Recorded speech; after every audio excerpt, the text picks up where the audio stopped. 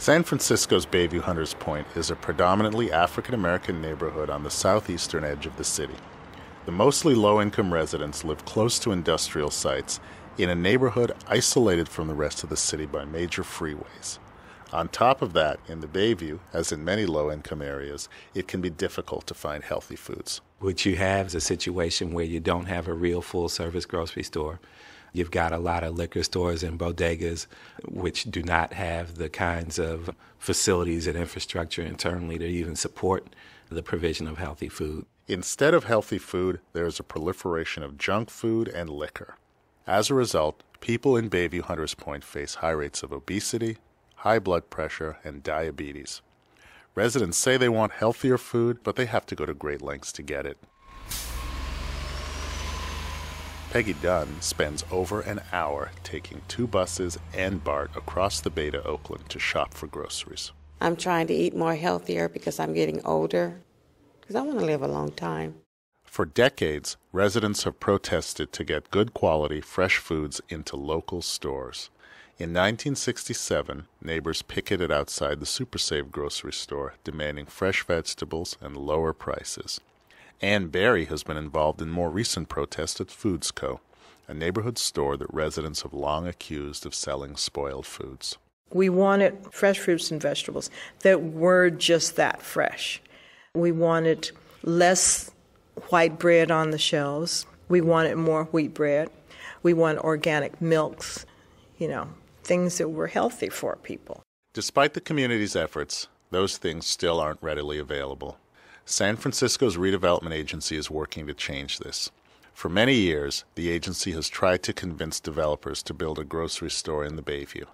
But grocery chains have offered a range of explanations about why they can't locate there, says redevelopment agency head Fred Blackwell. Arguments that communities like Bayview Hunters Point can't support a full-service grocery store, that the crime issues are a deterrent to full-service grocery stores, that the footprint that full-service grocery stores need to be successful aren't available in neighborhoods like the Bayview Hunters Point. We heard all those arguments. In order to lure a grocer, Blackwell and his staff had to take on those concerns one by one. The agency hired a market analysis firm to show that residents spend millions of dollars outside the neighborhood that would otherwise go to local businesses.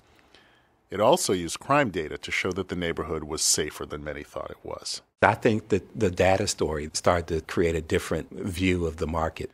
Finally, the city negotiated a lease with Fresh and Easy, a large, multinational chain of supermarkets. The small but well-stocked store will be in a new building right on 3rd Street in the heart of the neighborhood. Above it will be affordable family and senior housing. In the meantime, the health department and community groups convinced the redevelopment agency to invest in the small stores that are already doing business in the Bayview. The agency is now working with stores like Super Save. Sam Aloudi is the owner. Well, I bought the store in 1998. It was a liquor store, typical liquor store. But slowly, Aloudi has been changing that, cutting down on liquor, adding prepared foods, and bringing in a wide variety of fresh produce. Broccoli, spinach, celery, cabbage, lettuce. Produce sales have increased, but Aloudi still struggles to change perceptions of his store and to attract new customers. He's applied for financial assistance from the redevelopment agency to change the store's layout. The plan is to move all the produce to the front right here. Our plan to move this, the check stands, then to have all this area, about 25% of the total footage for the store, to make a produce displays. Many redevelopment agencies offer programs to improve store exteriors, but it's unusual for redevelopment to fund changes to store infrastructure and to work so closely with store owners to increase healthy food offerings. Fred Blackwell. One of the efforts that we have made just to improve Super Save is really working closely with the store owner there, who's been fabulous, to go and visit other places where there are stores with a similar kind of footprint, a similar kind of niche, who've been able to make healthy food access a priority. In other cities, redevelopment agencies have used similarly innovative strategies. They've helped establish and promote farmers markets in cities like Davis, Ceres, and Temecula.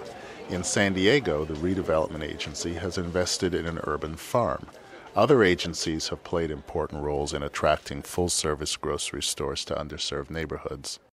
Improving access to healthy food is just one way these agencies can work with communities, local business owners, and other government agencies to improve health. Part of what's needed, says Blackwell, is a broader culture shift within redevelopment. Left to our own devices as real estate folks, we'll just get the deal done.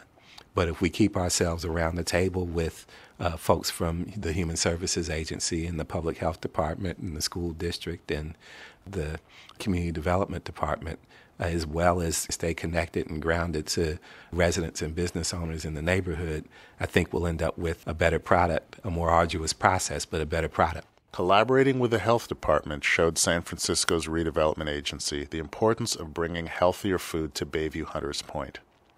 With this focus on improving health, the redevelopment agency is doing what it does best, working with businesses and developers to revitalize the community.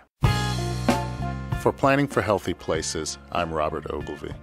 For other podcasts in this series and more information on redevelopment and public health, please visit www.healthyplanning.org.